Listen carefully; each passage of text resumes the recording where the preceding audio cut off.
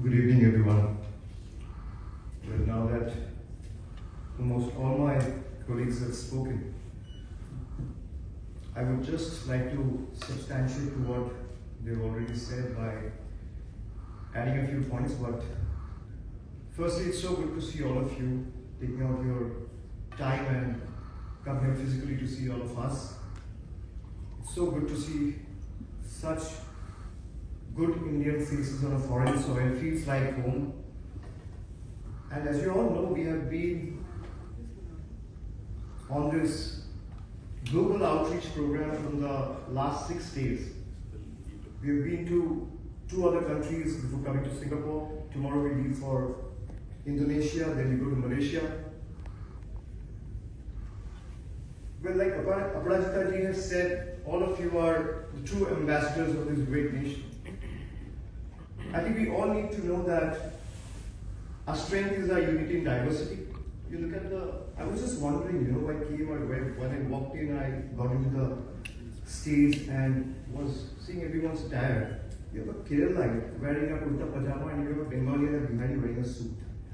I mean, that's something most of you have not seen. That's what India's strength, that's where India's strength lies. And all of us have been really emphasizing on the fact that this is a multi-party, rather all-party delegation, where you have members from the opposition parties as well, you have members from the Indian National Congress, you have members from All India Trinamool Congress, you have members from the CPIM, you have former diplomats. I mean, our strength is unity in diversity.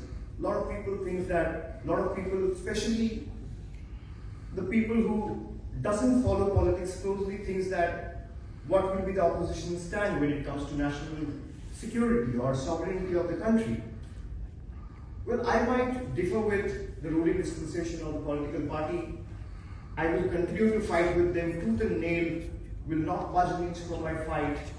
But when it comes to the national security of my country, I will stand firmly and serve towards what is in the best interest of my nation.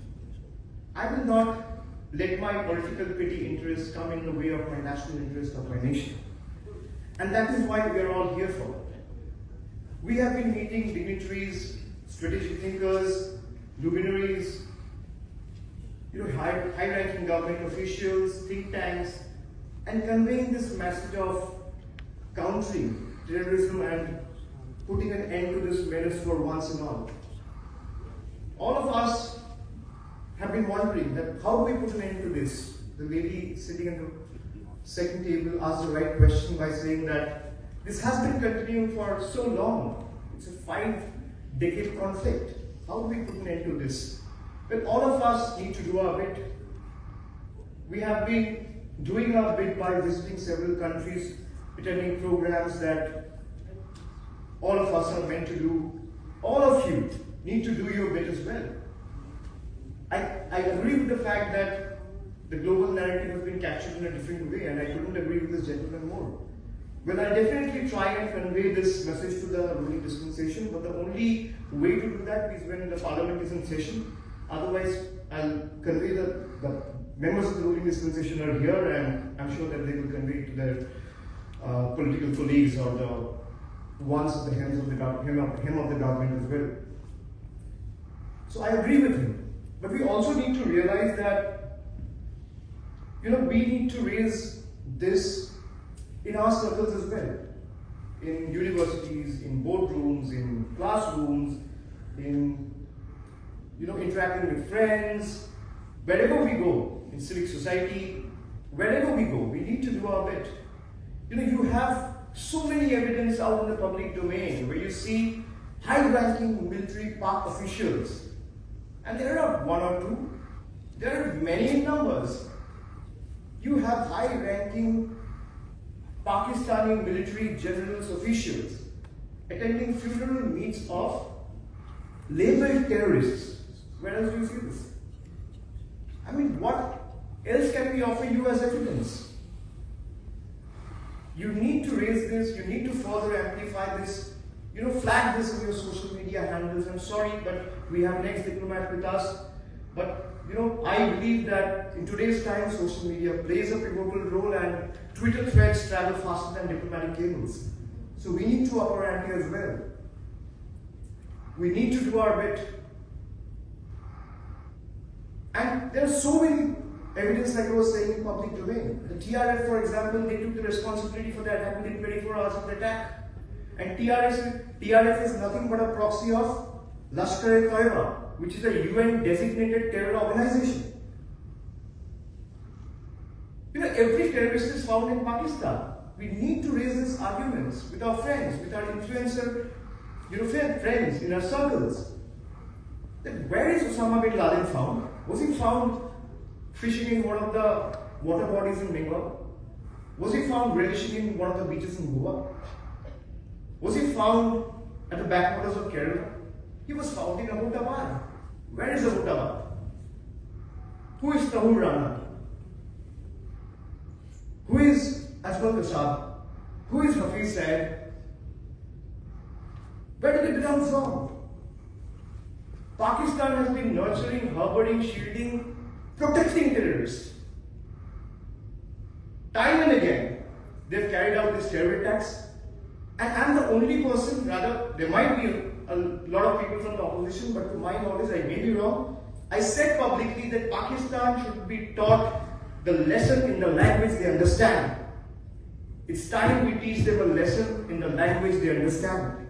And India carried out those airstrikes. I would like all of you to give a great round of applause for Indian Air Force.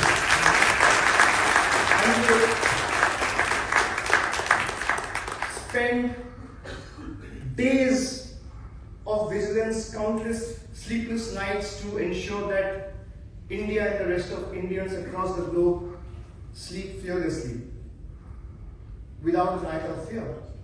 We carried out those airstrikes and eventually destroyed 9 terror infrastructure without endangering a single civilian life. This is India, firm in resolve, yet honorable in action. And look at Pakistan. Pakistan is that parent, I was thinking in my mind, when we were kids, we have all these friends where you have supportive parents, where the parents will come up and say, oh, my kid is an angel. You will not do anything. Even if you see that kid sitting in broad daylight and doing something wrong, the parent will still come up and say, oh, my kid is an angel. Pakistan is that parent. He thinks Tahul Rana is an angel. He thinks Osama bin Laden is an angel. Oh, he's my little boy. So we need to understand that we also need to do our bit. And we should also, when we go back to our country, we also meet a lot of people. We should also make it a point, and I thank all of you for embracing Indianness more than Indians living in the country. I think Indians abroad or living in foreign soil embraces India's culture, India's rich legacy, heritage more than any Indian living in Indian soil. So I want all of you, when you go back to the country, like one of my friends was mentioning that we should include Pakistan in the textbooks to, inflict this in the next generation's mind that Pakistan is a terror. We don't need to, sir. Why do we give so much importance? Pakistan is a labeled country which has supported terrorist and terror organization, and we have been saying this on record, that any country, if it stays neutral, staying neutral is an inadvertent act of supporting terror. So it's time everyone need to rise high on the moral ground. We don't need to teach this to our children. We have not even started a war. A lot of people are calling it a war. It's a conflict. India has not even started a war. We have only carried out airstrikes by neutralizing those terror infrastructure. We have done it in 2019. But you also need to raise it with your influencer friends, with your colleagues, who are can be of different nationalities. That India cannot continue to be a victim of terrorism. Our stand is pretty much clear. You fire, we fire. You stop, we stop. उधर से गोली चलेगा तो इधर से गोला चलेगा. उधर से प्यार मोहब्बत बरसाएंगे तो हम भी अपना दिल में बिठाएंगे. Simple. We come from the land of Gandhi. We should be the last one to talk about violence, attacks, war. We want peace. We are a peace-loving nation. I've been telling this to everyone. A lot of people in the other countries that we visited, especially our journalist friends, they thought India has not initiated a dialogue with Pakistan. India has been talking with Pakistan from there have been changes in government, there have been changes in Prime Minister, President, but one thing remained constant is the conflict with Pakistan. Because they will never change. So a lot of people think that we have not engaged with Pakistan in a dialogue.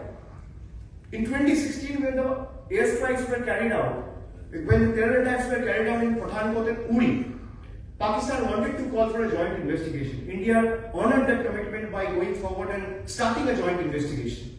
We gave all the intelligence inputs that we had to the Pakistan counterparts. We gave call data records, we gave voice samples, we gave all the evidence that we had. But Pakistan failed to act. When you give Pakistan the right to joint investigate, it's like giving a thief the right to investigate his own robbery or a heist which he only has committed. And that's not going to work. So I will urge all of you to make sure that India's voice is heard. We have no place for terror, neither for terror in our land, or neither do we have any place for terror in our minds. And India is not alone in this fight. All of you are here as India's ambassadors carrying the mantra or message of Vasudhaiva Kutumbakam. We have embraced everyone. That's what we are. If unity and diversity is our strength, we are strong in adversities as well. And I would like all of you, not just for the next 15 days, 20 days or 1 month, do it every day. Do it every day.